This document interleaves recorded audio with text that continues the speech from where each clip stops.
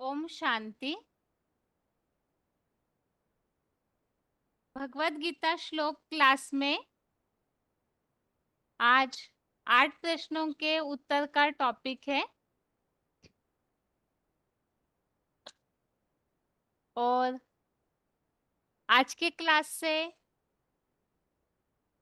5वें प्रश्न का उत्तर समझना हम शुरू कर रहे हैं।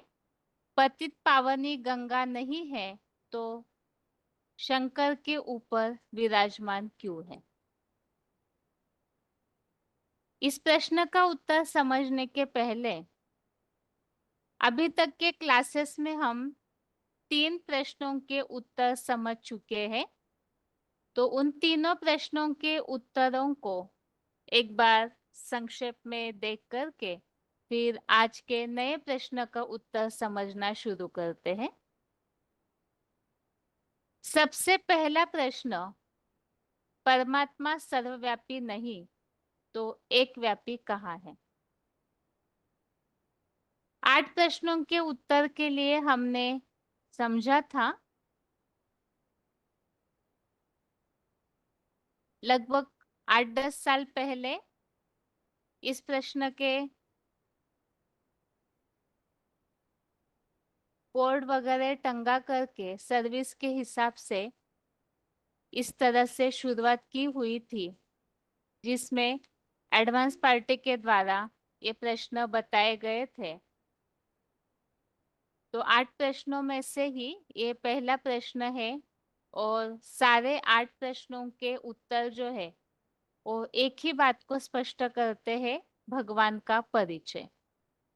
इस सृष्टि पर परमपिता शिव साकार में किस तन के द्वारा प्रत्यक्ष होते हैं और भक्ति मार्ग में भगवान के लिए जो अलग अलग प्रकार की मान्यताएं हैं, तो वास्तव में उसकी वास्तविकता क्या है। तो इसी में से ही पहला प्रश्न, परमात्मा सर्वव्यापी नहीं है तो एक व्यापी कहाँ है। इस मान्यता के लिए हमने समझा था कि भगवान को कण कण में जरे जरे में व्यापी माना जाता है। हिंदू धर्मों में ही नहीं बल्कि मुस्लिमों में और अन्य धर्मों में भी भगवान को जैसे मुस्लिम लोग जर्रे जर्रे में है ऐसे समझते हैं, हिंदू धर्म में ये मान्यता बहुत पुराने समय से चल रही है। ये माना जाता है कि सभी ही भगवान का स्वरूप है। सब जगह भगवान व्यापी है, 5 तत्वों में, जानवरों में, हर मनुष्यों में, जड़ चीजों में, जीव जंतुओं में, सब जगह भगवान का वास है ऐसे माना जाता है। और अपने इस बात को, अपनी इस मान्यता को सपोर्ट करने के लिए वैरायटी प्रकार की अंधश्रद्धाएं भी लोग पाल करके रखे हैं। अब इस बात को हमने समझा था कि वास्तव में ये मान्यता द्वापर से शुरू हुई। जैसे ही सतयुग त्रेतायुग से देवताएं पुण्य क्षीण होने पर नीचे उतरते हैं तो दुखी होते हैं और दुखी होकर के भगवान को पुकारने लगते हैं। अब देहभान के कारण भगवान का वास्तविक परिचय नहीं मिला मनुष्यों को द्वापर युग में, तो फिर उस समय के साधु सन्यासियों ने, ऋषि मुनियों ने इस बात को फैलाया कि भगवान सर्वव्यापी है, कहीं मिले नहीं, पहले तो उनका अंत नहीं, बेअंत है ऐसे बताया।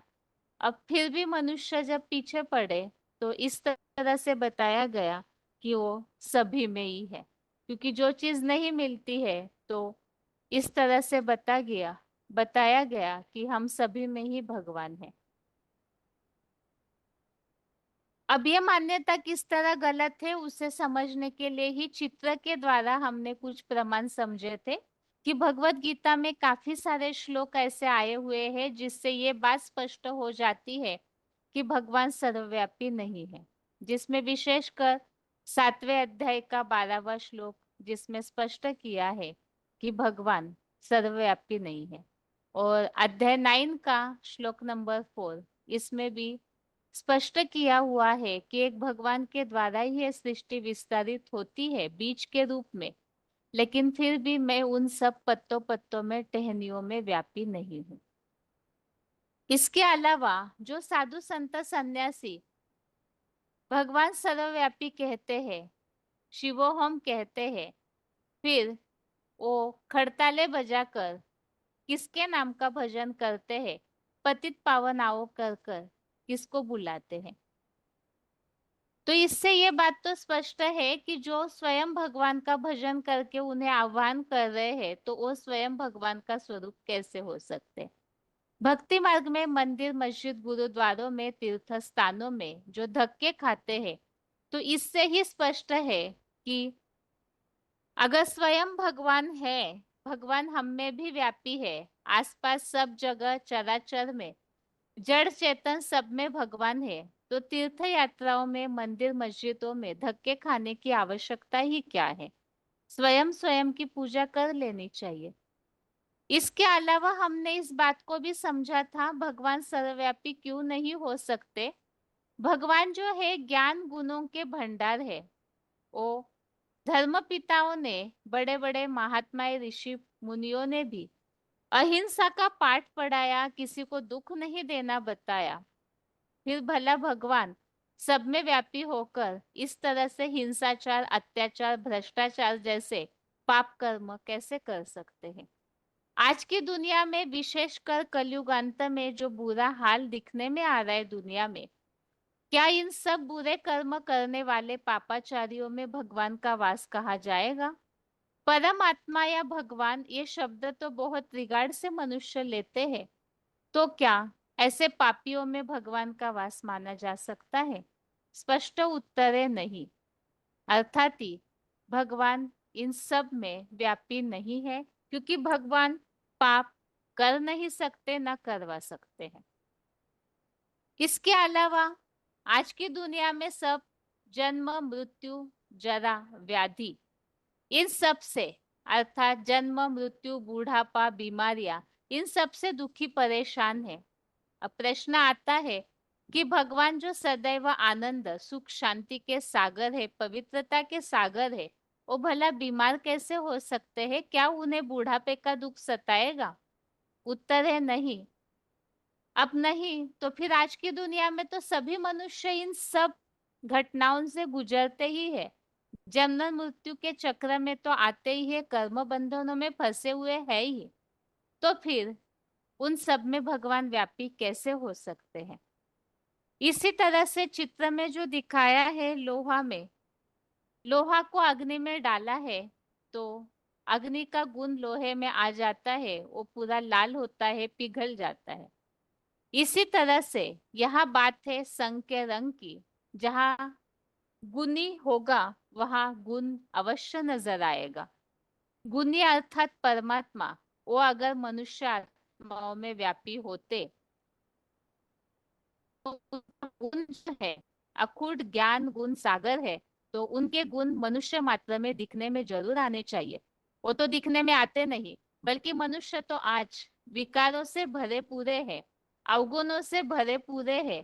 कहीं से भी उनमें कोई देवताई गुण ही नजर नहीं आते, तो भगवान जो गुणों के भंडार है, वो कैसे नजर आएंगे? नहीं नजर आते हैं। इससे स्पष्ट है कि मनुष्य आत्माओं में भगवान व्यापी नहीं है। अब इसी तरह से हमने इस बात को समझा था, जैसे ये माना जाता है कि जानवरों में, कीटक, पशु पंछियों में भी भगवान का वास है, और इसके चलते ही अनेक अवतार भगवान के बना दिए। 10 अवतार, 24 अवतार, उसमें जानवरों को भी शामिल कर दिया, सुअर अवतार के रूप में, कच्चा अवतार के रूप में। कुत्ते में भी भगवान को मानकर पूजा करते हैं, सर्प में भी भगवान मानकर पूजा करते रहते हैं। लेकिन प्रश्न ये है कि क्या ऐसे गंदे जानवरों में भगवान का वास हो सकता है? सर्प जैसे विषैले जानवरों में भगवान का वास हो सकता है? अब ये जो गलतफहमियां अंधश्रद्धा के रूप में फैलाने वाले मनुष्य है, उनसे ये बात पूछनी चाहिए, क्या सांप की प्रैक्टिकल में कोई दूध पिलाकर पूजा कर सकता है? उत्तर यही आएगा, नहीं, क्योंकि इतनी किसी को हिम्मत ही नहीं है। कुत्ते में भगवान है, तो फिर दुनिया में जितने भी कुत्ते दिख रहे हैं, सबकी पूजा करनी चाहिए। एक दो कुत्तों को रोटी खिलाने से भगवान संतुष्ट कैसे होंगे? अब ऐसी कुछ ऐसी व्यवहारिक और समझने जैसी बातें हैं जिन्हें न समझकर अंधश्रद्धा में सभी चल रहे हैं। पशु पंछियों पर दया करना एक स्वाभाविक गुण मनुष्यों में होना चाहिए, लेकिन उन्हें भगवान मानना ये सरासर अंधश्रद्धा है। अब भगवान का इन सब में वास नहीं हो सकता, ना इन सब जानवर पशु पंछी कीटकों में व्यापी हो सकते हैं। इसका प्रमाण यही है, सबसे पहले तो ऊंचा है राजा, तो वो ऊंची गद्दी पर ही बैठेगा। इसी तरह से भगवान भी ऊंचे है, तो वो ऊंचे स्थान पर ही बैठेंगे। इस सृष्टि पर आएंगे भी, परिवर्तन के लिए आते भी है, तो ऐसे ही तन को चुनते हैं जो ऊंच से ऊंच होगा। इस तरह से गंध खाने वाले हिंसक जानवरों में भगवान का वास नहीं हो सकता है। भगवान सर्वव्यापी नहीं है, बल्कि कलयुग अंत में पहुंचते पहुंचते सभी में विकार और गुण व्यापी हो जाते हैं। अब इन सारे प्रमाणों से हमने इस बात को तो समझा है कि भगवान सर्वव्यापी नहीं है। इसके अलावा अगर भगवान सर्वव्यापी होते, भगवान तो पिता है, तो फिर सभी पिता होने चाहिए, लेकिन सभी एक दूसरे को पिता के रूप में तो कहते नहीं। कहने में तो यही आता है, फादरहुड, हम सब ब्रदरहुड, हम सब आपस में भाई भाई है। भाईचारा कहा जाता है, पिताचारा फादरहुड नहीं कहा जाता है। इसी तरह से ऐसी बहुत सारी बातें हैं जिससे ये बात बिल्कुल स्पष्ट हो जाती है कि भगवान का सब जगह वास नहीं हो सकता है। इसके अलावा अगर सभी भगवान होते तो भगवान को अनेक वचन में बोलना चाहिए। सभी मनुष्यों को मनुष्य आत्माएं कहा जाता है, देवात्माएं कहा जाता है, लेकिन भगवान ये शब्द तो हमेशा एक वचन में ही बोला जाता है। भगवान, कभी भगवान हो ऐसे कोई नहीं कहता है। एक ही भगवान है, गॉड इज वन कहा जाता है, क्योंकि सत्यम शिवम सुंदरम, सत्य एक होता है, अनेक नहीं। जहाँ अनेक है वहां झूठ होगा। इसी तरह से मनुष्य आत्माएं अनेक है, और वो सिर्फ मनुष्य है, भगवान नहीं है।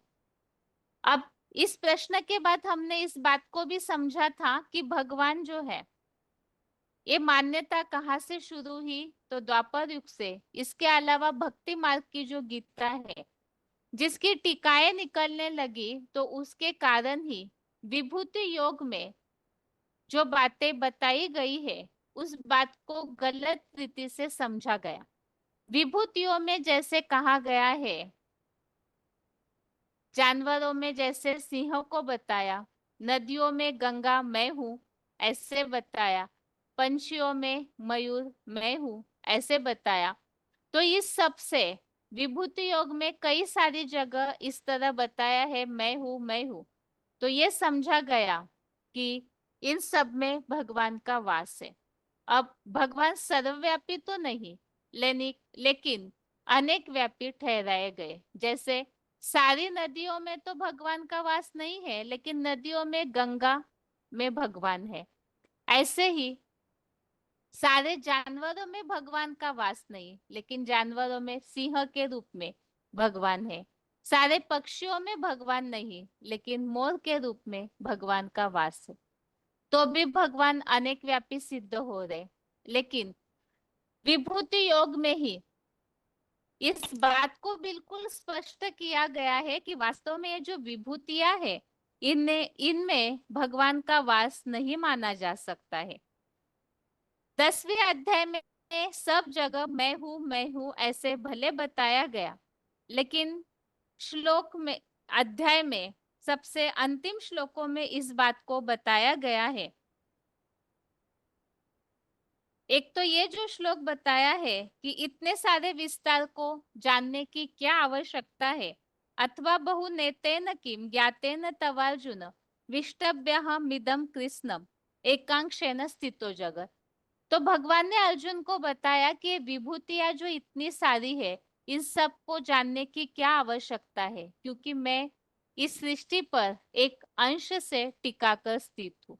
तो इस एकांक्षेन स्थितो जगत, इससे स्पष्ट है कि भगवान एक व्यापी है। और इसके अलावा विभूतियों के बारे में स्पष्ट करने के लिए 10वें अध्याय का 41 अध्याय 10 का श्लोक नंबर 41 में भी इस बात को स्पष्ट किया है। यत् विभूति मत्सत्वम श्रीमदूर्जितमेव वा तत्तदेवावगच्छत्वम मम तेजोंश संभवम।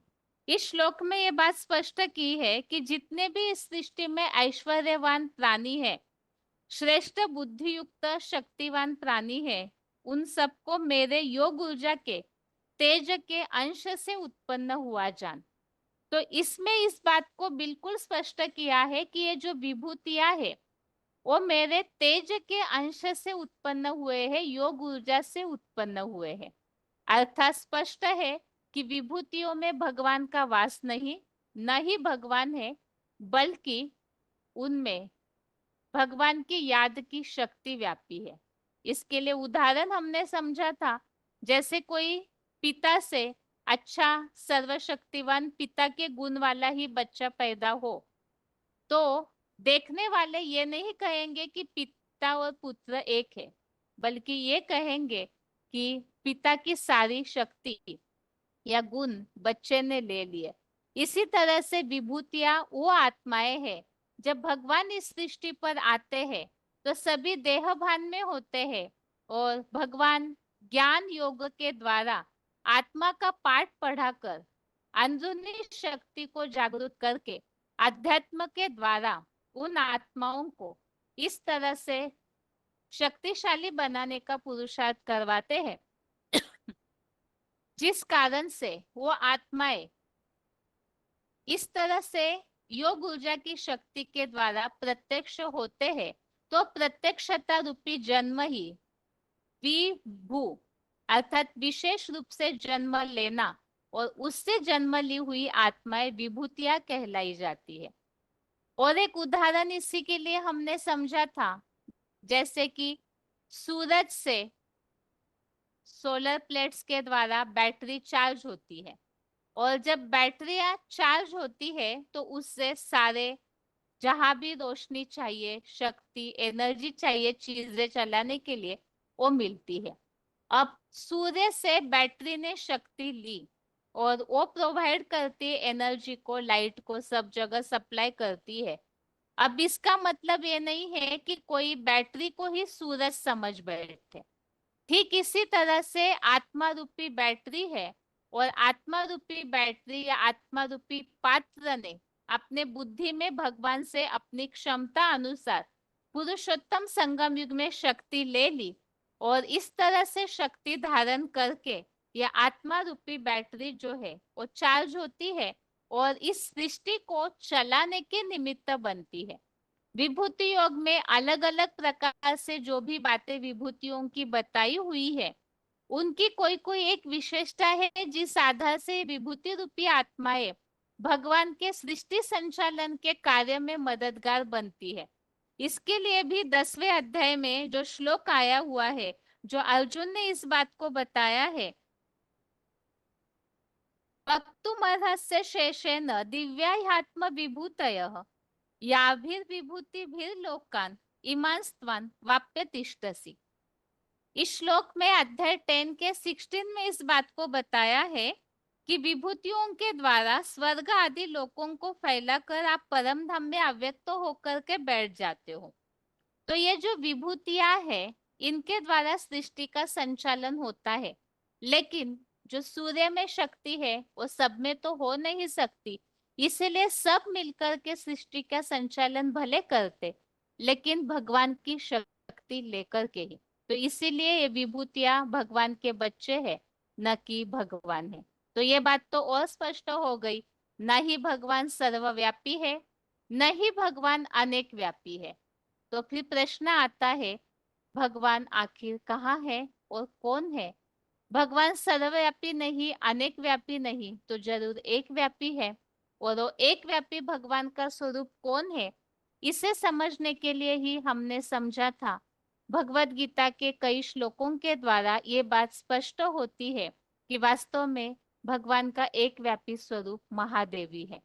और वो कैसे, तो उसके लिए भी हमने समझा था परम पिता के शिव के निराकार परमपिता से इस सृष्टि पर आने के बाद शिव समान एक महादेवी बनते हैं। इस तरह से ज्ञान योग का पुरुषार्थ करके ऐसी निराकारी स्टेज वो बना लेते हैं। वास्तव में भगवान जब इस सृष्टि पर आते हैं तो देवात्माएं जो है जन्म मरण के चक्र में आते आते साधारण मनुष्य बने हैं।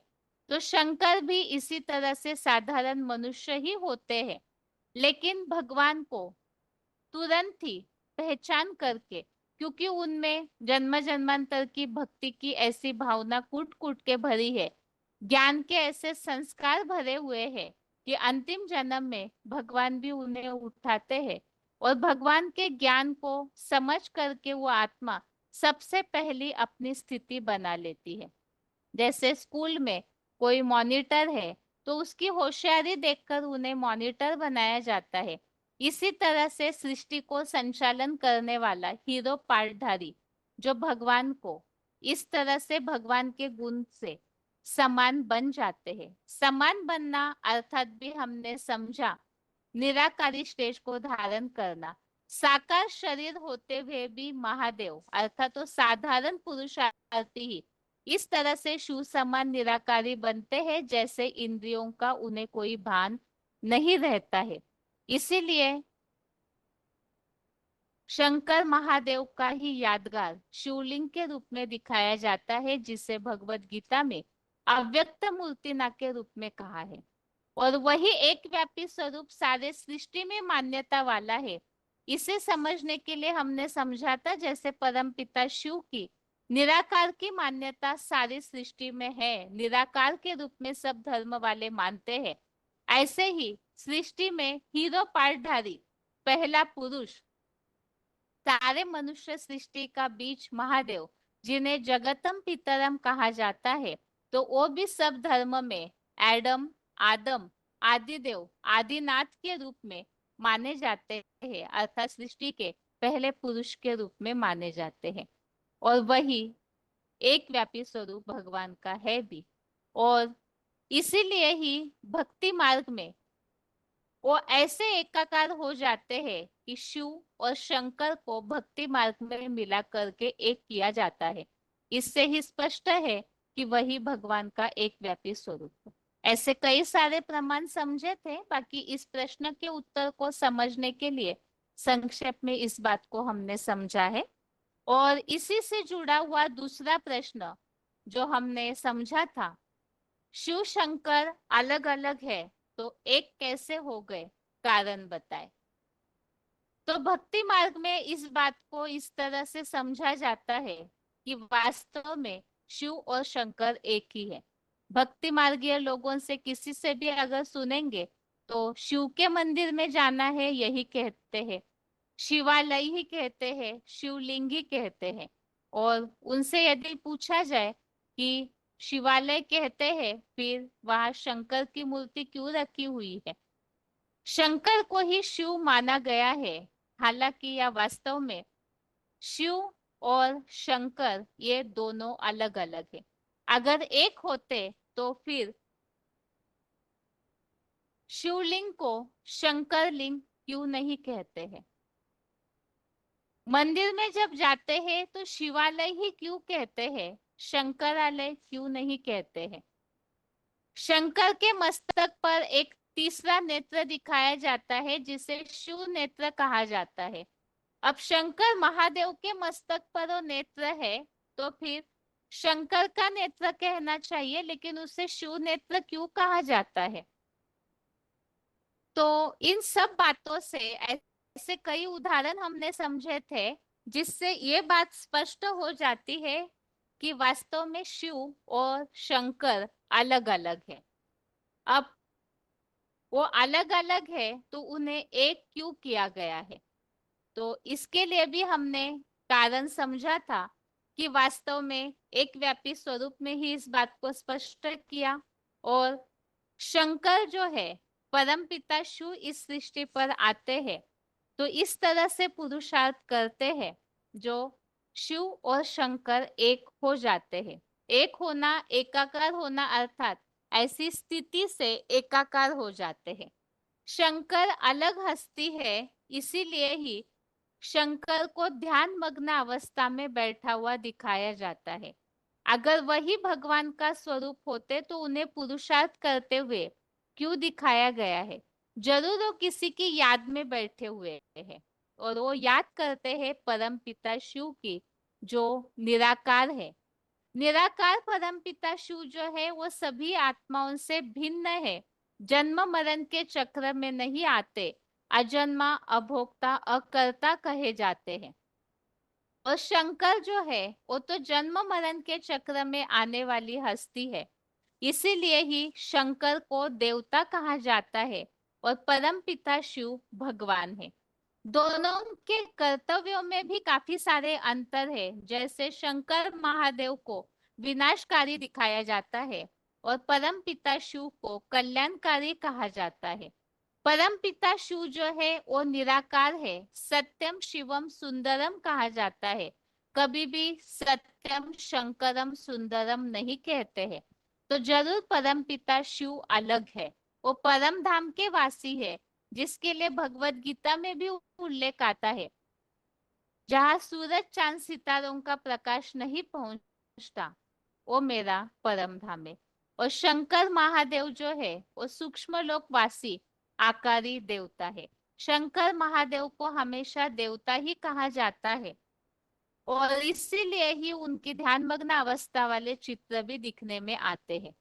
तो ये जो स्वरूप है, इससे ये बात स्पष्ट है कि शिव और शंकर दोनों अलग अलग है। उनमें क्या अंतर है? तो उनके कर्तव्य में भी अंतर है। साथ में शंकर जो है वो जन्म मरण के चक्र में आने वाली हस्ती है, परम पिता शिव जन्म मरण से न्यारे है। अब फिर परम पिता शिव निराकार ज्योति बिंदु स्वरूप है और पूजा के लिए उन्हीं का ही बड़ा आकार शिवलिंग के रूप में दिखाया जाता है। मंदिर में एक तरफ शिवलिंग दिखाते हैं तो दूसरी तरफ शंकर की मूर्ति भी पूजा स्थल में दिखाई जाती है। तो दो अलग अलग रूप दिखाए हैं। इससे भी ये बात स्पष्ट है कि शिव और शंकर में अंतर है ही है। अब वो दोनों एक कैसे हो गए? तो इसी के लिए हमने समझा कि परम पिता शिव जब इस सृष्टि पर आते हैं तो साधारण तनधारी शंकर महादेव वो पुरुषार्थ करके ज्ञान योग के द्वारा शिव समान स्टेज बना लेते हैं। और जब वो समान निराकारी स्टेज धारण करते हैं तो उसी की यादगार निराकारी स्टेज अर्थात बिल्कुल बिंदु रूप स्टेज, इंद्रियों का कोई भी भान नहीं। परम पिता शिव तो मूल रूप में निराकार है ही, लेकिन शंकर महादेव अपना साकार शरीर होते हुए भी निराकारी स्टेज को धारण करते हैं। अर्थात वो निराकार बने इसका प्रमाण क्या है? एक तो हमेशा ध्यानमग्न अवस्था में दिखाया जाता है, साकारी देहभान वाले कृत्य करते हुए उन्हें नहीं दिखाया जाता। दूसरी बात है, निराकारी स्टेज का प्रमाण यही है जो शंकर की उस स्थिति का यादगार जब शिवलिंग बनाया जाता है। शिवलिंग जो है वो वास्तव में महादेव जब ऐसी निराकारी स्टेज धारण करते हैं, बिंदु रूप का ही बड़ा आकार शिवलिंग दिखाया जाता है। अर्थात परमपिता शिव वो वास्तव में निराकार है, लेकिन वो जब इस सृष्टि पर आते हैं तो एक व्यापी स्वरूप अर्थात शंकर महादेव में प्रवेश करते हैं और प्रवेश करके इस सृष्टि के उद्धार का कार्य करते हैं। और इसीलिए ही उसी का यादगार परमपिता शिव के साकार स्वरूप और शंकर महादेव के निराकारी स्टेज की यादगार ही शिवलिंग दिखाया जाता है। और निराकारी स्टेज अर्थात इंद्रियों का कोई भान नहीं। ऐसे नहीं कि इंद्रिया होती नहीं है, इंद्रिया होती तो है, लेकिन उनके इंद्रियों के सुखों का भोग वो नहीं भोगते, ना दुख को भोगते हैं। इंद्रियों के कर्म करते हुए भी जैसे इंद्रियों से पूरी तरह से न्यारे रहते हैं। इसी का यादगार शिवलिंग में हाथ, पाव, नाक, आंख कुछ भी दिखाया नहीं जाता। तो वो बड़ा रूप अर्थात शंकर महादेव का ही यादगार है। परम पिता शिव निराकार है, वो कैसे सृष्टि का परिवर्तन करेंगे। लेकिन सृष्टि परिवर्तन साकार में देह भान में रह करके हो नहीं सकता, क्योंकि सभी मनुष्य आत्माएं देह भान के कारण इस सृष्टि का पतन कर चुके हैं। इसीलिए उस सृष्टि के परिवर्तन के लिए परम पिता शिव समान निराकारी स्टेज महादेव बनाते हैं। इसी तरह से वो एक कैसे हो गए, तो परम पिता के सारे गुणों को, शक्तियों को, ज्ञान के अखूट भंडार को महादेव अपने एकाग्रता के द्वारा और परम पिता शिव की याद में लीन होकर के धारण करते हैं। इस तरह से एक हो जाते हैं कि शिव के सारे वर्षे को अपने में आत्मसात कर लेते हैं। वो जैसे निराकारी बने हैं, ऐसे ही परम पिता के अजन्मा, अभोक्ता, अकर्ता, इन तीनों गुणों को भी महादेव धारण करते हैं। और इसका प्रमाण हमने समझा था अजन्मा का। महादेव का जन्म नहीं दिखाते, अर्थात उनके माता पिता नहीं दिखाए जाते। जिसका जन्म नहीं उसकी मृत्यु भी नहीं है, इसका यादगार ही महादेव को ही अमरनाथ के रूप में दिखाया जाता है। अमरनाथ के मंदिर बने हुए हैं।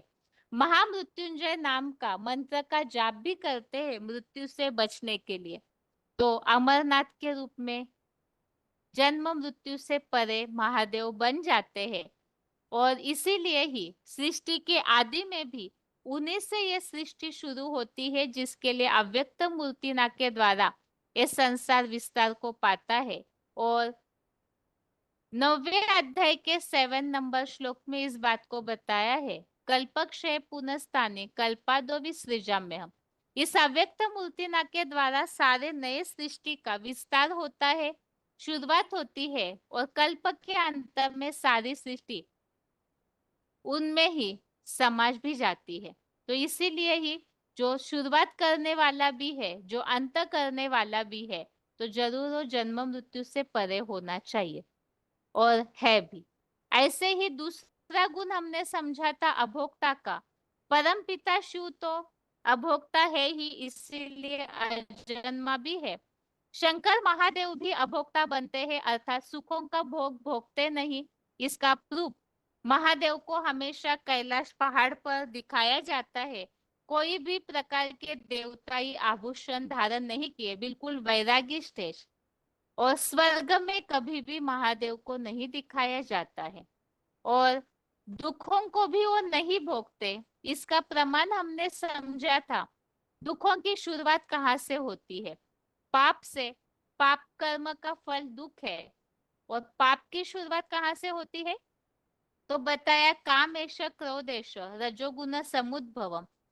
कामनाएं जो है वो पाप की शुरुआत करते, ये चोर डकैत बताए गए हैं। और कामदेव को भस्म करने के रूप में एक महादेव का ही गायन है। अर्थात पाप को, पाप के बाप को ही उन्होंने भस्म किया, कामनाओं को ही भस्म किया। तो इच्छा मात्रम अविद्या की स्टेज, अर्थात अभोक्ता की स्टेज महादेव की ही दिखाई जाती है। और इसी के लिए ही वो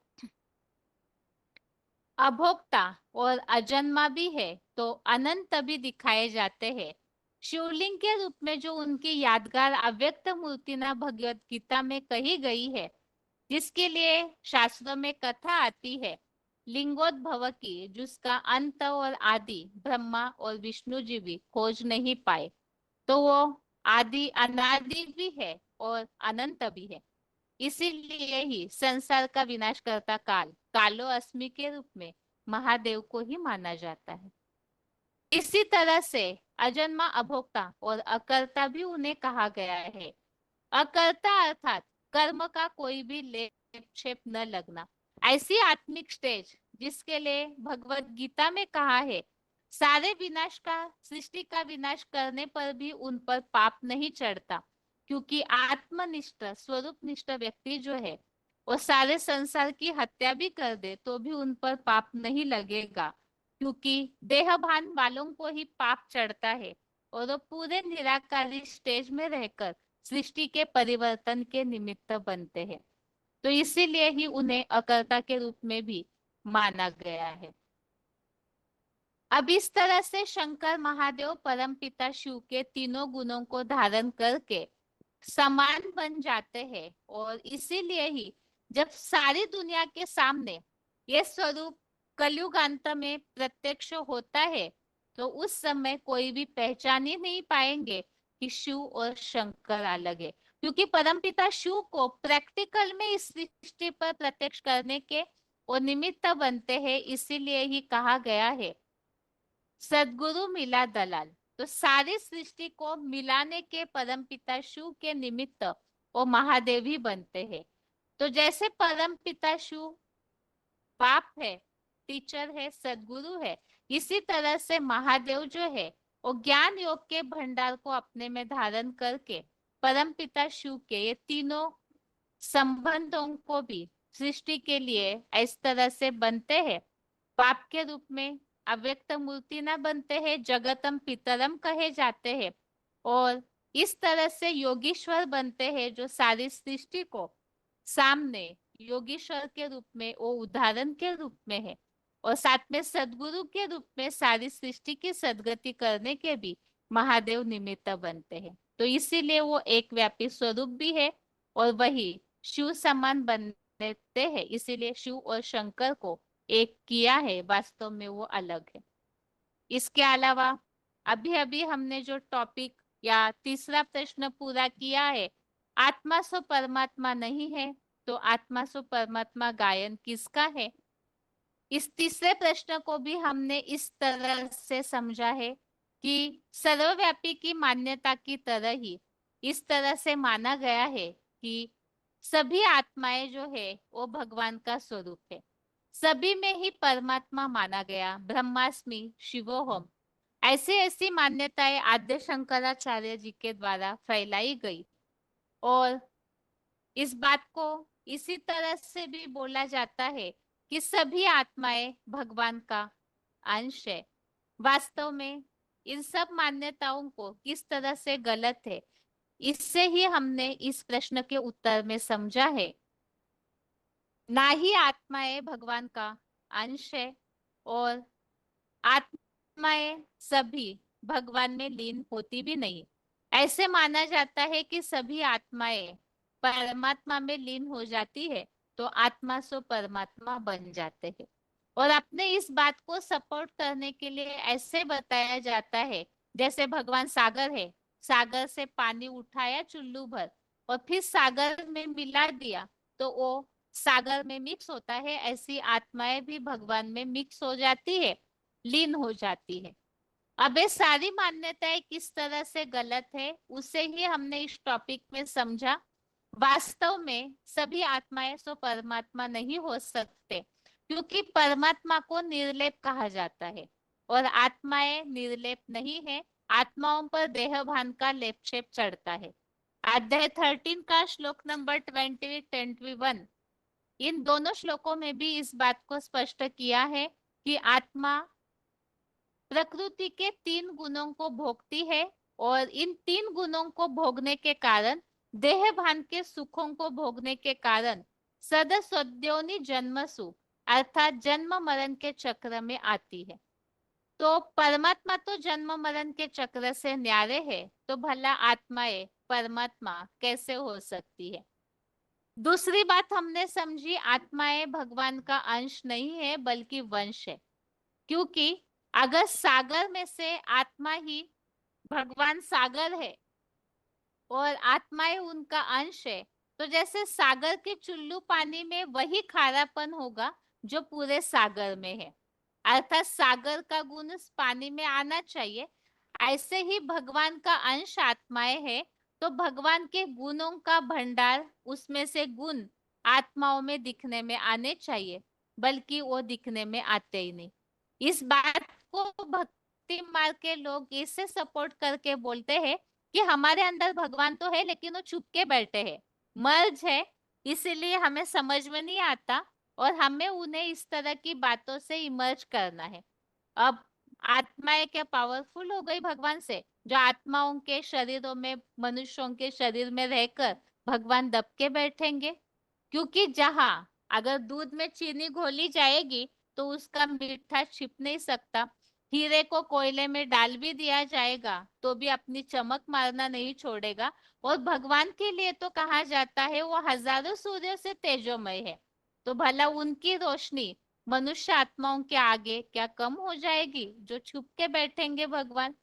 ये सब बातें तो वास्तव में अंधश्रद्धा युक्त भ्रांतियां फैलाई गई है अपनी मान्यताओं को सपोर्ट करने के लिए।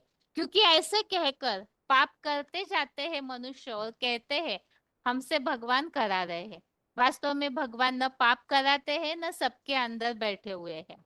बल्कि भगवान अगर सब में होते तो मनुष्य आत्माओं में वो गुण नजर आने चाहिए, वो आते ही नहीं है। तो इससे स्पष्ट है आत्माएं परमात्मा का अंश नहीं है बल्कि बच्चे हैं। और इसीलिए ही कई जगह ऐसे देखने में आता है माता पिता के स्वभाव अलग रहते हैं और बच्चों के स्वभाव संस्कार अलग। क्योंकि आत्माएं अपने जन्म जन्मांतर के संस्कारों से पूरी तरह परिवर्तन कर नहीं पाते हैं। तो इसीलिए आत्माएं परमात्मा का अंश नहीं बल्कि बच्चे हैं और अपने स्वभाव संस्कारों के अनुसार ही चलते रहते हैं। अब बच्चे भी इस हिसाब से है क्योंकि भगवान इस सृष्टि पर आते हैं तो आत्माओं को ज्ञान योग के द्वारा पहचान दे करके फिर से अपने धाम परम धाम ले जाने के लिए पढ़ाई पढ़ाते हैं और वर्षा भी इसी तरह देते हैं। दूसरी बात जो हमने समझी, जो कहा जाता है सागर से चुल्लू पानी उठाया फिर सागर में ही मिलाया गया, तो ऐसे ही आत्माएं मिक्स हो जाती है भगवान में लीन हो जाते हैं। ये भी बात बिल्कुल ही गलत है।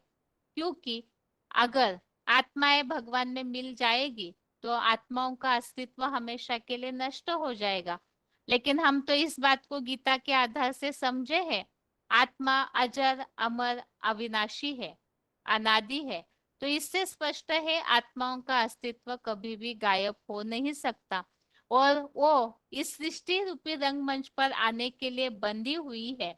क्योंकि इस तरह का कर्म का बंधन उन्होंने अपने में बांध के रखा हुआ है। तो इसीलिए आत्माएं सागर में भगवान में लीन नहीं हो सकती। अब इस तरह की बहुत सारी बातें हमने समझी जिससे ये बात स्पष्ट हो जाती है कि आत्माएं जो है सभी परमात्मा का स्वरूप नहीं है।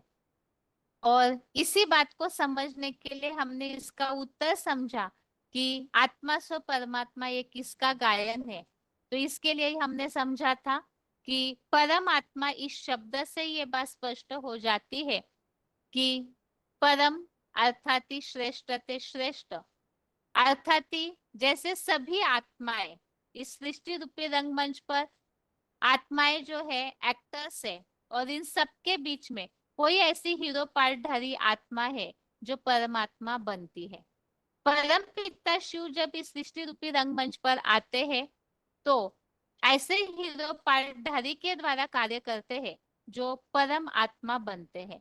इसी के लिए हमने भगवत गीता का श्लोक समझा था उत्तम पुरुषस्त्वन्य परमात्मे इति उदाहरित। वो ऐसी सर्वोत्तम आत्मा है जो परमात्मा कही जाती है। और वो परमात्मा क्यों कही जाती है उसके लिए भी हमने समझा परम पिता शिव की तरह वो आत्मा अकर्ता बनती है और निर्लेप बन जाती है। और वो एक ही आत्मा है, एक ही हस्ती है जो परम पिता परमात्मा की तरफ अक्षर बनती है। और अक्षर बनती है अर्थात महादेव जिनका ही अमोघ वीर्य के रूप में गायन है, वही परमात्मा ऐसे कहे जाते हैं। वही अपनी ज्ञान योग की पढ़ाई के द्वारा अनादित्वात निर्गुणत्वात परमात्मा अयम अव्ययः, तो इसमें भी परमात्मा शब्द कहा है कि वो इसी तरह निर्गुण बन जाती है और अकर्ता बन जाती है जिनमें कर्मों का कोई लेप छेप नहीं चढ़ता है। और जितात्मनः प्रशांतस्य परमात्मा समाहित, ऐसी हर स्थिति परिस्थितियों में वो समान एक रस बनती है। जिसके लिए भी हम महादेव के प्रैक्टिकल जो भी भक्ति मार्ग में उदाहरण मिलते हैं इससे स्पष्ट दिखने में आता है कि वो एक ही हस्ती है महादेव इस तरह से वो समान हर स्थिति में बन जाती है। अर्थात जो तीनों गुणों को धारण करते हैं, अजन्मा, अभोक्ता, अकर्ता, जो परम पिता के गुणों को आत्मा धारण करती है। और जैसे परम पिता अर्थात शिव सारे सृष्टि के पिता है, ऐसे ये हीरो पाठधारी जगतम पितरम कहे जाते हैं, अर्थात सारी सृष्टि के, मनुष्य सृष्टि के पिता बनते हैं। सब धर्म वालों में उनका गायन भी होता है। और जैसे कि मनुष्य सृष्टि रूपी वृक्ष है, अश्वत्थ वृक्ष जिसे कहा है, तो उसका बीज को ही होना चाहिए। तो उसका बीज, जैसे निराकार आत्माओं का बीज परम पिता है, ऐसे ही इस साकार मनुष्य सृष्टि रूपी वृक्ष का बीज वो महादेव है, जिसके लिए भगवत गीता में उल्लेख आया हुआ है। जैसे अव्यक्त मूर्ति ना, जो महादेव का ही गायन है, जिनके द्वारा ये सृष्टि विस्तार को पाती है, ऐसे ही अध्याय 2 का श्लोक नंबर 17 में भी कहा है, अविनाशी तु तत्विधि एन सर्वमिदं ततम विनाशम अव्ययस्यास्य न कश्चित कर्तुम अर्हसि। तो इस श्लोक में इस बात को स्पष्ट किया है, जिस अव्यय पुरुष का विनाश करने के लिए कोई समर्थ नहीं है, उसी से ये सारी सृष्टि विस्तार को पाती है। अर्थात महादेव जो परम पिता की तरह इस सृष्टि के जगत पिता बनते हैं। और इन सभी बातों से ये बात स्पष्ट होती है कि आत्मा सो परमात्मा एक केवल एक महादेव का ही गायन है। इस तरह से तीनों प्रश्नों के उत्तरों को हमने आज के क्लास में संक्षेप में समझा। आत्मा सो परमात्मा इस टॉपिक में जो बीच में भगवत गीता की कई सारी बातों को हमने समझा, अभी उसे रिवाइज नहीं किया क्योंकि समय ज्यादा हो जाएगा। जो ये बातें बताई गई थी, अगर आत्मा सो परमात्मा होता तो भगवत गीता में भगवान को जानने की बात क्यों आई है, भगवान के शरण में जाने की बात क्यों आई है, भगवान को जान करके बंधनों से मुक्ति, पापों से मुक्ति की बातें क्यों आई है। अगर सभी आत्माएं हैं, भगवान ही है, तो फिर आत्माओं के लिए इस तरह से पुरुषार्थ के मार्ग क्यों बताए गए हैं। तो इससे भी ये बात स्पष्ट है कि सभी आत्माएं सो परमात्मा नहीं हो सकते। तो आज के क्लास में इन तीनों प्रश्नों के उत्तरों को हमने संक्षेप में समझा है। अभी आगे आज का जो नया प्रश्न है, पतित पावनी गंगा,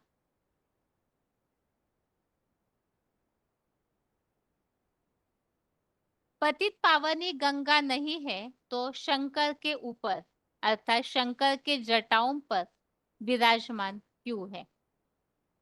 अब पांचवें प्रश्न का उत्तर समझने के लिए आज के क्लास में अभी से शुरुआत करते हैं। और इस प्रश्न को समझना क्यों जरूरी है, पहले तो इस बात को हम जानेंगे कि इस मान्यता को समझना क्यों जरूरी है। भक्ति मार्ग में जैसे कि अलग अलग प्रकार की गलतफहमियां फैली हुई है, और इन अंधश्रद्धाओं के कारण भक्त लोग भटक रहे हैं। और ये जो भटकना है मन का, यही सभी को दुखी परेशान भी करता है। जैसे कि हमने गीता का भगवान इस टॉपिक को समझते समय एक बात समझी थी, धर्म और अधर्म की। धर्म अर्थात मन को एक जगह धारण करना अर्थात टिकाना, वो है धर्म। जैसे सर्वव्यापी की मान्यता ने अधर्म फैलाया क्योंकि सबके मन को भटकाया। इसीलिए ही सबके मन को स्थिर करने के लिए एक व्यापी भगवान को जानना जरूरी है। और इसीलिए ही हमने सर्वव्यापी के टॉपिक में भी एक व्यापी स्वरूप को समझा। गीता का भगवान कौन है, इस मान्यता में भी गीता ज्ञानदाता की गलतफहमी के कारण मनुष्य भटकने लगे, क्योंकि जिन्हें अपने पिता की पहचान नहीं है तो उसके कारण भटक के दुर्गति करते हैं। तो इसी तरह से भक्ति मार्ग में सुख शांति का मार्ग ढूंढने के लिए, क्योंकि मनुष्य आत्माएं जन्म मरण के चक्र में आती है तो पाप करते हैं, और पाप करते हैं तो दुख भोगते हैं पाप का फल। पुण्य करते हैं, दान पुण्य वगैरह जो भी करते हैं अच्छे कर्म, उसका फल सुख भोगते हैं। लेकिन सुख भोगते भोगते अहम आता है या तो अलबेले हो जाते हैं तो पाप करने लगते हैं, और पाप का फल फिर दुख भोगते हैं, और फिर ये समझते हैं कि अब पापों का विनाश कैसे करें। तो इन पापों को भस्म करने के लिए अलग अलग प्रकार के भक्ति मार्गीय कर्म कांड अपनाए जाते हैं। और उन सारे भक्ति मार्गीय विधि परिक्रियाओं में से एक तो है मंदिर मस्जिद गुरुद्वारों में जाना, दूसरा है साधु संत सन्यासियों के पास जाकर के अपने पापों को भस्म करने की प्रार्थना करना, जिसकी गलत फहमी सब जगह भगवान को मानना। इसी तरह से एक और बात देखने में आती है, तीर्थ यात्राओं में जाकर के विशेषकर गंगा को ही ऐसे माना जाता है कि गंगा नदी में स्नान करने से हमारे पाप भस्म हो जाएंगे। तो इसीलिए ही बहुत सारे भक्त हैं, जैसे गंगा नदी पर ही कुंभ का मेला लगता है, हरिद्वार वगैरह जाकर के तीर्थ स्थानों में लोग इस तरह से खास जाते हैं और गंगा में डुबकी लगाते हैं, और ये सोचते हैं कि हमारे सारे पाप गंगा मैया हर लेगी।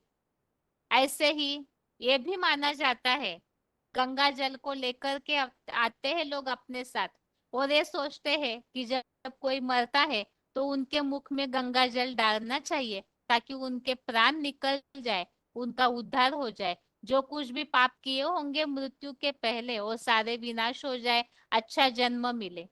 इसलिए कहते हैं कि गंगा का घाट हो, गंगा के तट पर, और मुख में राम का नाम हो, और तब प्राण तन से निकले।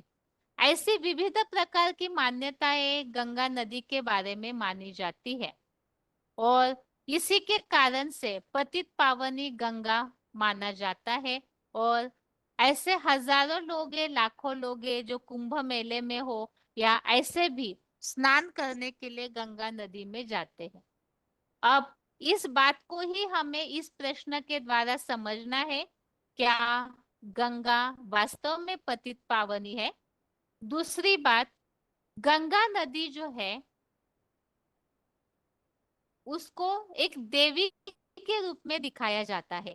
तो फिर प्रश्न यह आता है, ये जो गंगा नदी देवी के रूप में दिखाई जाती है, ये पानी की गंगा नदी पतित पावनी है, या जो देवी के रूप में दिखाई जाती है वो पतित पावनी है? इसमें और एक प्रश्न आता है, अगर ये गंगा नदी ही पतित पावनी है, सबके पापों को भस्म करने वाली है, तो फिर सारी दुनिया में उसका यादगार क्यों नहीं है? बाकी जगह देश विदेशों में तो गंगा नदी नहीं दिखाई जाती है, अब भारत में गंगा नदी है तो भारतवासियों का उद्धार हो जाएगा। फिर विदेश में जो लोग इतने पाप कर रहे हैं, हिंसाचार कर रहे हैं, तो उनका उद्धार कैसे होगा? अब विदेशियों को तो ये बात पता भी नहीं है कि गंगा में स्नान करने से पावन बनते हैं। ये बात तो केवल भारतवासियों तक ही सीमित है, क्योंकि भारतीय शास्त्रों में ही लिखी हुई है, और दक्षिण भारत में तो गंगा जाती नहीं है, तो फिर वो लोगों का उद्धार कैसे होगा? इसके अलावा अगर गंगा नदी ही पतित पावनी है, तो फिर शंकर महादेव के जटाओं पर विराजमान क्यों दिखाई जाती है? महादेव के जटाओं में एक छोटा सा कन्या के रूप में चित्र दिखाया जाता है, और जटाओं से गंगा नदी निकली हुई दिखाई जाती है। तो इन सब बातों का आपस में क्या कनेक्शन है जो इस तरह से दिखाया जाता है? अगर स्वयं गंगा पतित पावनी है, तो गोमुख से गंगा निकली ऐसे भी दिखाते हैं, और महादेव से भी गंगा निकली सिर से ऐसे दिखाते हैं। यह भी दिखाया जाता है शास्त्रों में, कहानियों में, कि भगीरथ राजा ने तपस्या की तो गंगा धरती पर तो आई, लेकिन उसका प्रवाह इतना तेज था। गंगा स्वर्ग की वासी थी, लेकिन जब उसे आह्वान किया गया, जो बताया जाता है कि सगर राजा के जो 60,000 पुरखे हैं, उनके उद्धार के लिए गंगा को भगीरथ राजा ने धरती पर बुलाया, लेकिन उसका वेग या प्रवाह बहुत तेज था, अहम उनके अंदर था। तो इसीलिए ही महादेव से विनती की गई, तो उन्होंने जटाओं में गंगा को बांध लिया, और फिर धरती के कल्याण के लिए उसकी धारा को छोड़ा गया, जिससे गंगा जो है धरती पर बहने लगी। तो फिर इन सब बातों का वास्तविक रहस्य क्या है, जो अलग अलग प्रकार की बातें गंगा नदी के बारे में दिखाई जाती है? इन्हीं बातों को हम इस प्रश्न के माध्यम से समझेंगे कि आखिर स्वयं गंगा महत्वपूर्ण है, या तो वो महादेव के जटाओं से निकलने के बाद महत्वपूर्ण हो जाती है। और अगर गंगा नदी का पानी ही स्वयं सभी के पापों को धोने वाला होता, तो फिर ये जो भक्ति मार्ग में कहा गया है, राम तेरी गंगा मैली, तो फिर ये मैली गंगा क्या वो सभी के पापों को भस्म करने के योग्य है?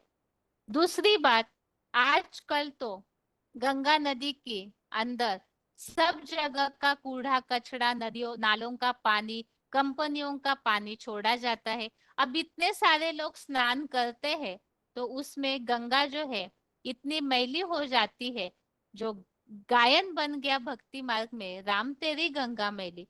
अब कलयुग अंत में सब मैले हो जाते हैं, तो गंगा को भी मैला कर दिया। अब जो स्वयं मैली है, क्या वो सभी को पावन बना सकती है? कुंभ मेले में लाखों लोग उस नदी में स्नान करते हैं, तो ऐसी नदी गंगा वो कैसे सबके पापों को भस्म करती होगी? दूसरी बात है, जो स्वयं मैली हुई, तो उसको साफ करने वाला कौन? जो सबके संग के रंग से, क्योंकि गंगा देवी के रूप में दिखाई जाती है, तो वो जब मैली हो गई है, तो उसको पावन कौन बनाएगा? और ये भी माना जाता है कि नदियों का अगर सागर से कनेक्शन नहीं, नदी नहीं वो नाला है, तो फिर ऐसी मैली नदी जब तक सागर से न मिले, तब तक उसका उद्धार होगा या नहीं होगा? इन सब बातों को ही हम समझेंगे कि वास्तव में श्रेष्ठ कौन है। क्योंकि एक तरफ पतित पावनी गंगा को माना जाता है, दूसरी तरफ से पतित पावन सीताराम के रूप में भजनों में भी गाते हैं। तो इन सब बातों को समझने के लिए ही इस प्रश्न के उत्तर को जानना जरूरी है कि आखिर महत्वपूर्ण कौन, देवी के रूप में बनी गंगा नदी, या तो भगवान जो है पतित पावन कहलाते हैं, जिनके सर से गंगा निकलती है, वो सबसे ज्यादा महत्वपूर्ण है। महत्वपूर्ण तो एक होगा, क्योंकि गॉड इज वन कहे जाते हैं, तो जरूर महत्वपूर्ण भगवान है। लेकिन ये मान्यता किस तरह सही है और किस तरह गलत है, इसे हम इस प्रश्न के माध्यम से समझेंगे। और इसे समझने के लिए ही सबसे पहले भक्ति मार्ग में गंगा नदी के बारे में किस तरह की मान्यताएं बताई जाती है, फैली हुई है, उन बातों को हम मुरलियों में आए हुए उल्लेखों के द्वारा सबसे पहले समझते हैं कि आखिर गंगा नदी के बारे में क्या क्या मान्यताएं हैं। पहला पॉइंट है विषय नंबर 1579, विषय नंबर 157। समझते हैं पतित पावनी गंगा है, खुद को और अपने जिज्ञासुओं को ले जाए गंगा में स्नान कराते हैं पाप धोने के लिए। गंगा को पतित पावनी मानकर खुद भी जाते हैं और जिज्ञासुओं को भी गंगा में स्नान कराने के लिए ले जाते हैं, ताकि पाप भस्म हो सके। अगला point, VCD number 3306, VCD number 3306। बड़े ते बड़ा मेला कहाँ लगता है? पता है? कहते हैं और मेले बार बार, गंगा सागर एक बार। तो वो भी गंगा सागर का जो मेला लगता है, वो भी हर साल लगता है। अगला point, VCD number 2500, VCD number 2500। भक्ति मार्ग का कुंभ का मेला होता है। आते तो बहुत है, आकर के स्नान करते हैं, ये करते हैं, पूजा करते हैं, वो करते हैं, जिससे समझते हैं ऐसा करने से हमारे पाप कट जाएंगे। अगला point, VCD number 2454, VCD number 2454। Ganga को कहते हैं पतित पावनी। बहुत साधु संत जाते हैं कुंभ के मेले पर, उनके बड़े बड़े मेले लगते हैं। तो ये सब जो भी महात्मा लोग हैं वो कुंभ के मेले पर सवारियां लेकर जाते हैं। त्रिवेणी के ऊपर पाप धोने जाते हैं, उनके पाप कटने हैं, उसको कहा जाता है गंगा पतित पावनी। एक तो कुंभ का मेला लगता है जो हर साल भी गंगा सागर मेला लगाते हैं। इसके अलावा कुंभ का मेला जो 12 साल में एक बार लगता है ऐसे बताते हैं। तो जैसे कि नासिक में, इलाहाबाद में, अलग अलग जगह जो कुंभ का मेला लगाते हैं जहाँ लाखों लोग इकट्ठे हो जाते हैं। तो सोचते हैं कि गंगा में स्नान करने से हम पावन हो जाएंगे। अगला पॉइंट है, जो कुंभ का मेला है खास, उसमें जरूर स्नान करते हैं और सभी जगह में करते हैं। ऐसे नहीं कि भारत के 40 करोड़ आदमी कोई एक जगह इकट्ठे हो सकते हैं, मनाते जरूर है। कोई सागर पर जाते हैं, कोई नदियों पर जाते हैं। अर्थात जैसे कलकत्ता में गंगा सागर मेले की यादगार है, तो वहां भी मनाया जाता है। और जैसे कि जहाँ केवल गंगा नदी है तो वहां पर भी इस तरह से पतित पावनी के रूप में मनाया जाता है। तो ऐसी बहुत सारी अलग अलग मान्यताएं गंगा नदी के बारे में है। अगला पॉइंट है VCD नंबर 3306, VCD नंबर 3306। पानी के ऊपर वो एक धंधा निकाल करके बैठे हुए हैं। देखो, पानी के ऊपर स्नान करने के लिए भी धंधे चल पड़े। भाई स्नान करेगा तो कुछ पैसा मिलेगा। ऐसे बहुत हजारों लाखों करोड़ों की तादाद में, ऐसे बहुतों की हजारों लाखों करोड़ों की तादाद में आजीविका होती रहती है। सिर्फ नदी पर स्नान, नदी पर जाकर स्नान करने से वो उनको तिलक लगाएंगे, चंदन लगाएंगे, कोई ना कोई पत्थर ठीक कर की मूर्ति बना कर रखी होगी, उनको हाथ जोड़ेंगे, वहां भी कुछ ना कुछ रखेंगे। देखो भक्ति मार्ग का कितना धंधा है। तो पैसे कमाने के लिए भी ये तो पॉइंट में इस तरह क्लियर किया कि आखिर ये सब बातें क्यों करवाई जाती है। तो कईयों का उसमें पेट का धंधा भी चलता है। अब तिलक लगाएंगे तो दक्षिणा देते हैं लोग। कई जगह ऐसे हैं जो पूजा के लिए जाते हैं, लोग गंगा में डालने के लिए फूल भी खरीदते हैं। तो इसी बहाने भक्ति मार्गीय लोगों का उपजीविका का धंधा भी चल जाता है। मंदिरों बाहर ही कहीं ना कहीं मूर्तियां रखते हैं, अब उस पर भी पूजा करके लोग कुछ ना कुछ पैसे चढ़ाते ही है। तो इस तरह से भक्ति मार्ग को एक पैसे कमाने का रास्ता भी समझ लिया गया है। अब यहाँ मतलब पतित पावनी गंगा के नाम से लोग जो श्रद्धा भावना से जाते हैं, तो यहाँ वैरायटी लोगों की अपनी जो आकांक्षाएं हैं वो भी पूरी हो जाती है। अगला पॉइंट है वार्तालाप नंबर 1661, डिस्कशन नंबर 1661। प्रश्न पूछा है बाबा कुंभ मेला और महाकुंभ मेला में उसका अर्थ क्या है। और कुंभ मेला तो होता ही रहता है, जो महाकुंभ होता है वो है सागर, गंगा सागर का मेला। वो एक ही बार लगता है साल में। छोटे मोटे मेले तो जहां तहां होते ही रहते हैं। अगला पॉइंट है VCD नंबर 2454 लिखा है। ये VCD नंबर 290 का पॉइंट है। शास्त्रों में लिख दिया है कि भागीरथ ने तपस्या की, तो तपस्या करने से क्या हुआ, गंगा ऊपर से नीचे आई। नीचे तो आई लेकिन शंकर के जटाओं में ही घुमड़ती रही। सृष्टि का कल्याण करने के लिए नीचे नहीं आई। तो फिर दोबारा तपस्या की, किसने?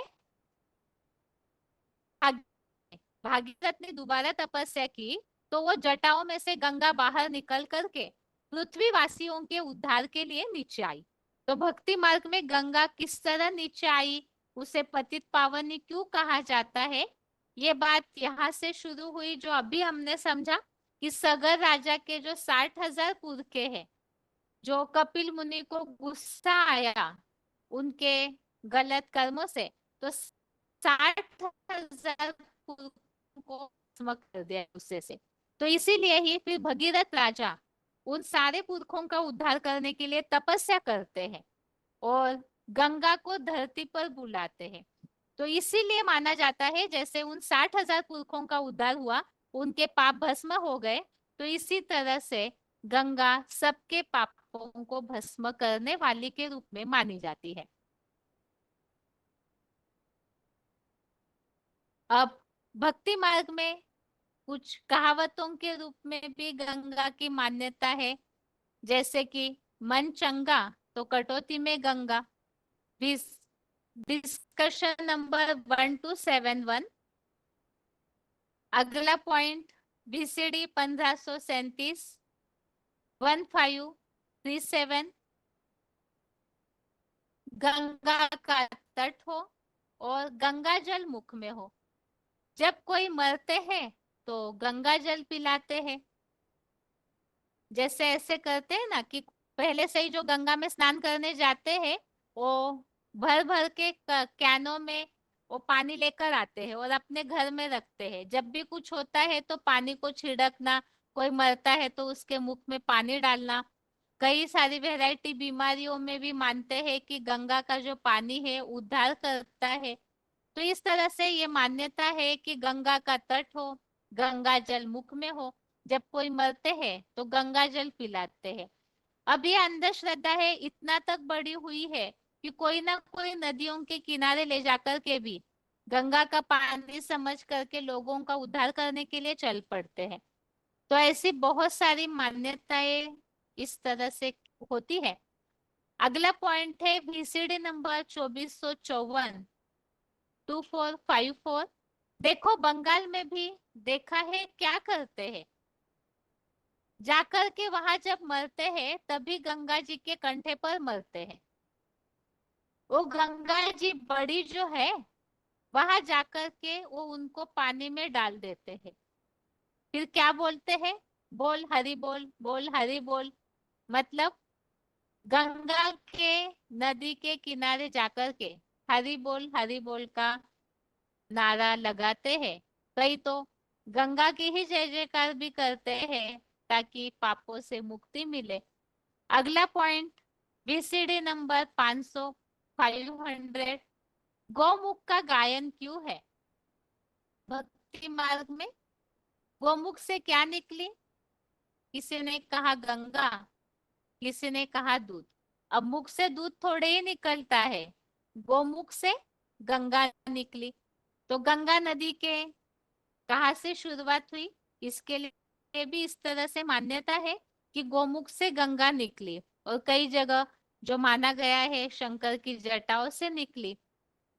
अगला पॉइंट है डिस्कशन नंबर 1114, डिस्कशन नंबर 1114।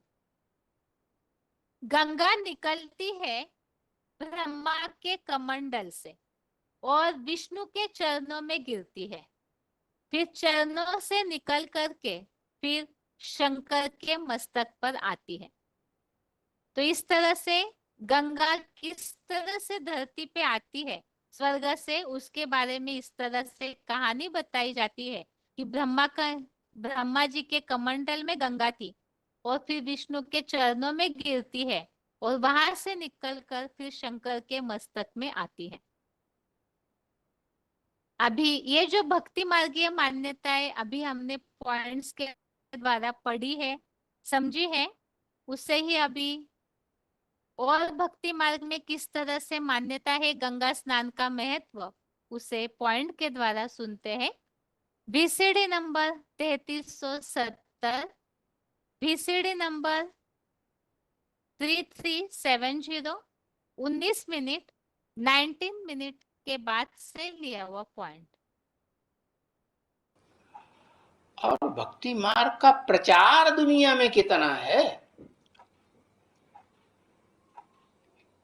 कितने देखो ये कुंभ के मेले लगते हैं, अर्ध कुंभी, फर्द कुंभी, जाने क्या क्या नाम रखे, ये क्या क्या होते हैं, कितना शो करते हैं, शराबा करते हैं, ढेर के ढेर इकट्ठे होते हैं। और कोई अर्धकुंभी की सिर्फ एक जगह में थोड़ी ही होती है अर्धकुंभी, नासिक में भी होती है, हरिद्वार में भी होती है।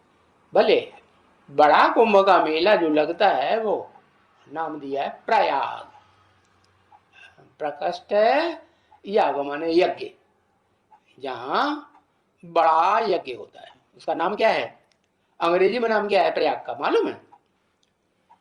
नहीं मालूम? इलाहाबाद। किसका बाद? हाँ, अंग्रेजों ने अच्छा समझा ना, अल्लाह का बाद। अल्लाह माने ऊंच ते ऊंच का रहने का स्थान। हाँ, बाद में, बाद क्यों? क्योंकि वो बाद में ही आता है ना।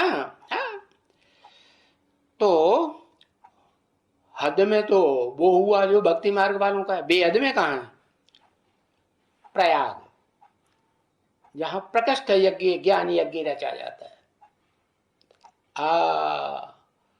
वो दिखाया जाता है, प्रकृष्ट रूप में रचा जाता है, बड़े विस्तार रूप में।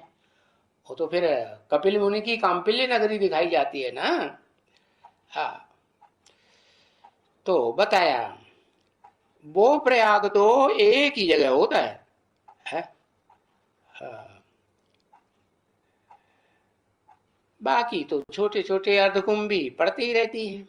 ये अर्धकुंभी का ये प्रस्ताव, ये जहां जहां भी पानी है, कहां भी देश में, वहां सब ये मेले लगते रहते हैं अर्धकुंभी पर। तो जहां भी जाओ, क्योंकि इतना दूर तो सभी तो नहीं जा सकते हैं ना, है? कि भाई नासिक में जाओ, हरिद्वार में जाओ, इतनी दूर दूर जाओ, तो क्या करते हैं, जहां पानी मिला है, हाँ भाई टबका लगा लेते हैं। तो सभी नहीं दूर दूर जा सकते ना बच्चे। तो जहां जहां देश में देखो, तहां तहां यही सब बातें हैं, स्नान की बातें चलती रहती हैं। है? कौन सा स्नान? वो भक्ति मार्ग वाले जड़ पानी के स्नान करते हैं, चाहे नहर हो, हाँ, चाहे नदी हो, चाहे टुबका हो, चाहे तालाब हो, कुंड हो, स्नान करते रहते हैं, पानी की बातें करेंगे। और खर्चा देखो कितना करते हैं, है? बहुत खर्चा होता है बच्चों का। और फिर गवर्नमेंट का कितना हंगामा होता है? अरे वो सब पानी में डूबते कितने हैं, नहीं? नदियों में डूबते नहीं है। और कुंड, कंपिला में भी हो, द्रौपदी कुंड है ना, कितने डूब मरे वहां। हाँ, डूबते रहते हैं, मरते रहते हैं, क्या क्या होते रहते हैं।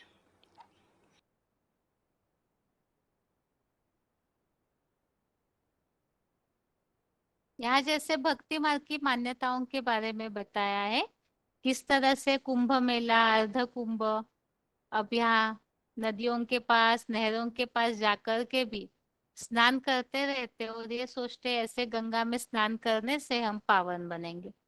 ऐसे ही एकादशी में भी गंगा स्नान का महत्व दिया जाता है भक्ति मार्ग में।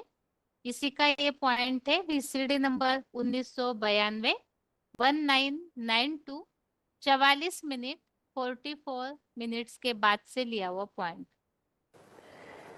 स्नान तो करते ही जाते हैं। एकादशी हुई, स्नान किया, सूर्य ग्रहण हुआ, स्नान किया, चंद्र ग्रहण किया, स्नान किया, फलाना स्नान, फलाना स्नान। स्नान तो इनका चला ही आता है। वो तो देखो मेले लगे ही पड़े हैं, जहां जहां गंगाओं में जाओ वो पंडे लोग बैठे ही रहते हैं। अभी उन पंडियों की भी तो दरकार नहीं है ना, वो क्यों बैठते हैं? स्नान करना है तो जाकर के स्नान करके फिर चले जाओ,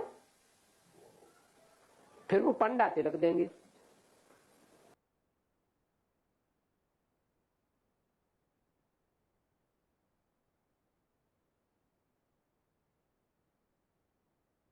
अब गंगा इस धरती पर किस तरह आई, उसी के लिए ही ये पॉइंट है।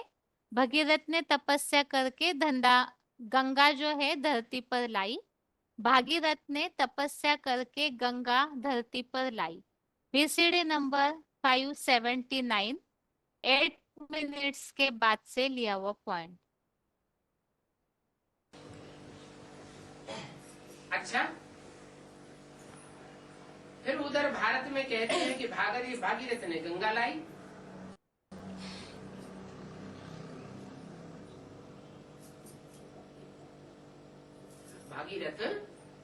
भागीरथ की तपस्या गाई हुई है, उन्होंने लंबी तपस्या की, तो लंबे समय की तपस्या का फल ये निकला कि गंगा जो शंकर की जटाओं में समाई हुई थी, तपस्या की तो जटाओं से भी नीचे उतर आई।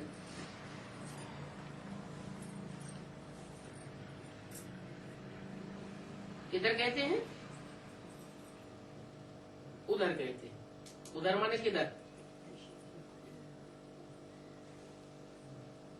गंगा कहाँ लाई गई? कहते हैं राजा सगर के 60,000 पुरखे थे, जिनको कपिल मुनि ने शाप देकर भस्म कर दिया। तो भस्म किया, जहाँ भस्म किया होगा वहीं पड़े होंगे। कहाँ पड़े थे? हैं? यूपी में, जहाँ कपिल मुनि की यादगार बनाई हुई है। कपिल मुनि का जन्म दिखाते हैं, कपिल मुनि का स्थान दिखाते हैं कंपिल्य नगर, और उनकी समाधि दिखाते हैं कलकत्ते में गंगा सागर। तो वो जीवित रहे होंगे तब भस्म किए होंगे 60,000 पुरखे। तो कहाँ भस्म किए होंगे? गंगा की तलहटी में, गंगा सागर में भस्म किए होंगे, या जहाँ कपिल मुनि तपस्या करते हैं वहां भस्म किए होंगे। तपस्या की यादगार भूमि जहाँ उनकी यादगार बनी हुई है, वहाँ उन्होंने भस्म किए होंगे।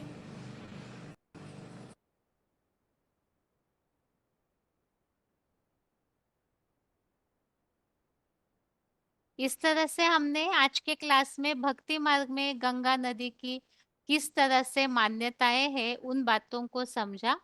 और अभी अगले क्लास में हम इसी प्रश्न के उत्तर को समझने के लिए इस बात को समझेंगे कि अगर गंगा ही पतित पावनी है तो फिर भगवान को पतित पावन कहकर क्यों बुलाते हैं। तो आज की क्लास में तो हमने भक्ति मार्गीय मान्यताओं के बारे में समझा कि भक्ति मार्ग में गंगा को पतित पावनी मानने के लिए किस तरह से बातें बताई जाती है और किस तरह से स्नान करके गंगा को पतित पावनी मानकर मरते समय भी गंगा जल का महत्व दिया जाता है। लेकिन वास्तव में पतित पावन भगवान को क्यों कहा जाता है और गंगा पतित पावनी क्यों कही गई है, वास्तविक अर्थ इसका क्या है, इस प्रश्नों को समझने के लिए अगले क्लासेस में हम इस उत्तर को समझेंगे। अभी आज के लिए गीता क्लास यहाँ तक ही। ओम शांति।